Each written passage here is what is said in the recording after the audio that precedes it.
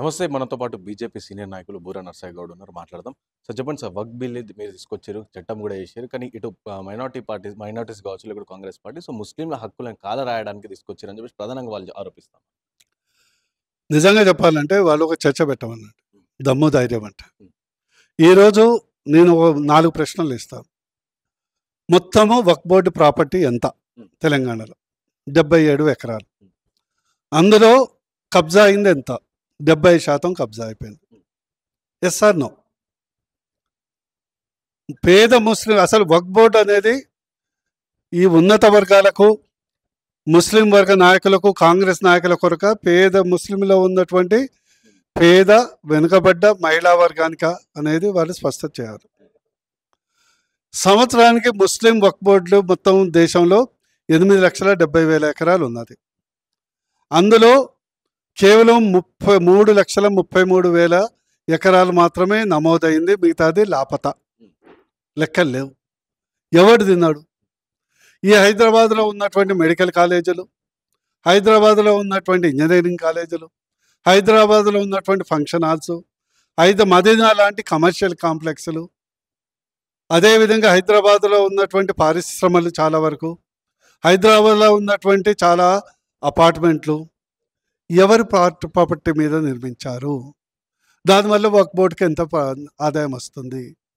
మరి అదే సచార్ కమిటీ కాంగ్రెస్ ప్రభుత్వం వేసింది కదా. మరి సచార్ కమిటీ ఏమని చెప్పిందంటే వక్ఫ్ బోర్డు ప్రాపర్టీ ద్వారా కనీసం సంవత్సరానికి 12,000 కోట్ల రూపాయలు ఆదాయం రావాలి. మరి కేవలం 2019లో 163 కోట్లే వచ్చింది. అది కూడా జీతభత్యాలే సరిపోయింది. 2023లో 1 కోటి రూపాయలు మాత్రం వచ్చింది. మిగతా 11,000 కోట్లు ఎవడు తింటున్నాడు?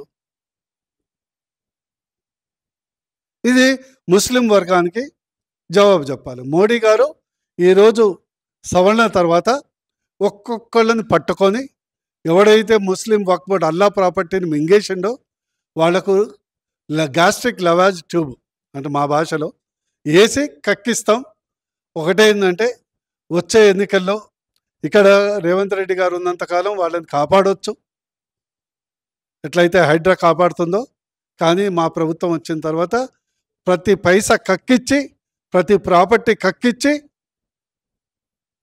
పేద ముస్లింలకు, పేద ముస్లిం మహిళలకు వాళ్ళ సంక్షేమం కొరకు, అభివృద్ధి చేయ కొరకు, వాళ్ళు ఇండ్లు కట్టుకోవటానికి మేము ఖచ్చితంగా చర్యలు తీసుకుంటాం. ఇది వక్ఫ్ బిల్ అనేది పేద ముస్లింస్ వాళ్ళకి ఇండ్లు కట్టుకోవడానికి తీసుకొచ్చింది, లేదా వాళ్ళ ప్రాపర్టీస్ వాళ్ళకి ఇవ్వడానికి తీసుకొచ్చిందని చెప్పి చెప్తున్నారు. అయితే ఎంతమంది హిందూస్కి సంబంధించి అంటే 10 ఏళ్ళకి అధికారంలో ఎంతమంది హిందూ పేద ప్రజలకు ఇచ్చారు అని చెప్పేసి కాంగ్రెస్ పార్టీ అడుగుతాం. ఇప్పటివరకు వక్ఫ్ బోర్డు అనేది హిందూకు సంబంధం లేదు. అందులో ఒక్క ఇంచు కూడా హిందువులకు సంబంధించింది కాదు. 4 కోట్ల మంది ఇండ్లు కట్టించాం. ఈ సొలుమొకాలకు అర్థం కాకుండా ఏం చెప్పారు? క్లియర్గా ప్రధానమంత్రి ఆవాస్ యోజన డాష్ బోర్డు ఉంటే డాష్ బోర్డు పోతే తెలుస్తుంది కదా, ఏ గ్రామంలో ఇండ్లు కట్టారు, ఏ రాష్ట్రంలో ఎన్ని కట్టారు. ఈరోజు 4 కోట్ల ఇండ్లు కట్టించినటువంటి ఘనత మోడీ ప్రభుత్వాన్ని. మీదేముంది? విచిత్రం ఏంటంటే ఈరోజు కాంగ్రెస్ ప్రభుత్వం రోజుకొక గుడ్ న్యూస్ వస్తుంది. అంత శాంపుల్ గవర్నమెంట్. ఈవెన్ సన్నబియ్యం కూడా శాంపుల్ గవర్నమెంట్. అంటే సన్న బియ్యం గురించి కూడా సో మీరేమో కేంద్రం పంపిస్తుంది అని చెప్పి చెప్తా ఉన్నారు. సో కేంద్రం నరేంద్ర మోదీ ఫోటో పెట్టాలి, కానీ కాంగ్రెస్ పార్టీ ఎందుకు సరే కేంద్రం పంపిస్తాం మళ్ళీ దేశవ్యాప్తంగా కూడా పంపించాలి కదా, తెలంగాణలో ఎందుకు ఇలా అడుగుతున్నారు అని చెప్పి చెప్తాను. దేశవ్యాప్తంగా పెడుతున్నారు కదా, ఇక్కడ ప్రభుత్వం లేదు కాబట్టి పెట్టట్లేరు. దేశవ్యాప్తంగా మోడీ ప్రభుత్వం ఉన్నది. దాదాపు 3 రాష్ట్రాలు తప్పితే మిగతా బీజేపీ ఉంది కదా, అంతటా పెడుతున్నారు కదా.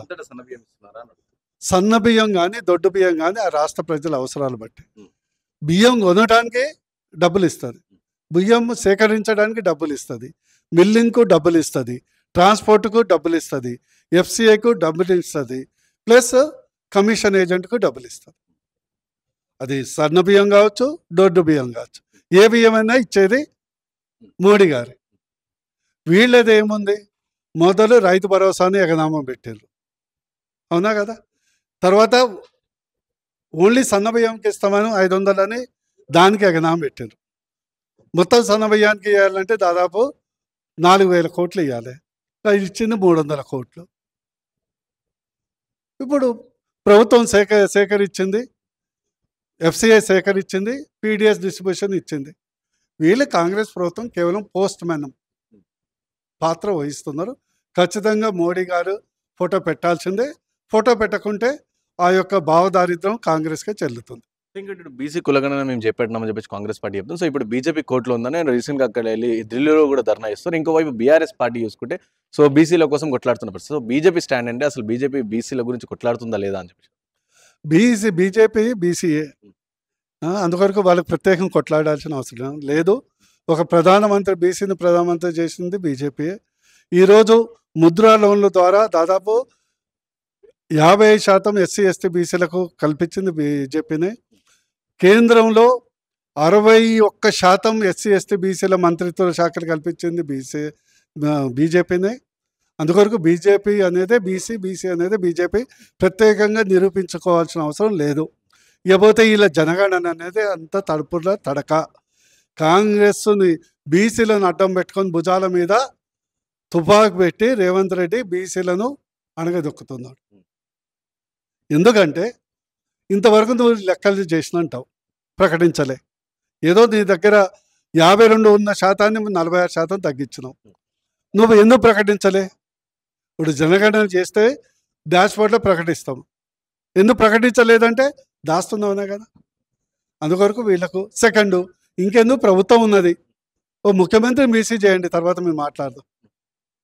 ఫస్ట్ ఒక ముఖ్యమంత్రిని బీసీని చేసి కాంగ్రెస్ బీసీల పట్ల ఉన్నటువంటి నిబద్ధతను నిర్మించుకోండి. ఇంతవరకు బీసీ సంఘాలకు సంబంధించిన కార్పొరేషన్స్కు నిధులు లేవు, ఎన్నికలు లేవు. ఇక మీరు ఆ బీసీల గురించి మాట్లాడేది. సో ఇంకోటి బీజేపీలో ఎప్పుడెప్పుడా అని చెప్పేసి వెయిట్ చేస్తున్నా. సో బీజేపీ కొత్త అధ్యక్షులు ఎప్పుడు ఎవరు ఏమవుతారు? ఎందుకంటే ఇప్పుడు వస్తారు అప్పుడు వస్తారు అని చెప్పి వార్తలే వస్తున్నాయి కానీ సో బీజేపీ పార్టీ నుంచి కూడా ఏ కదలిక వస్తలే. సో ఎప్పుడు బీజేపీ అనేది ఇప్పుడు ఒక దేశ పార్టీ, ప్రపంచంలో అతిపెద్ద పార్టీ. ఇప్పుడు నేషనల్ ప్రెసిడెంట్ కూడా ఇంకా ఎన్నిక కాలేదు. సో ఆల్రెడీ మాకు ఒక ప్రెసిడెంట్ ఉన్నారు కదా, వ్యవస్థ ఉన్నది, ప్రెసిడెంట్ ఉంది, కమిటీస్ ఉన్నాయి, వచ్చేటప్పుడు వస్తారు.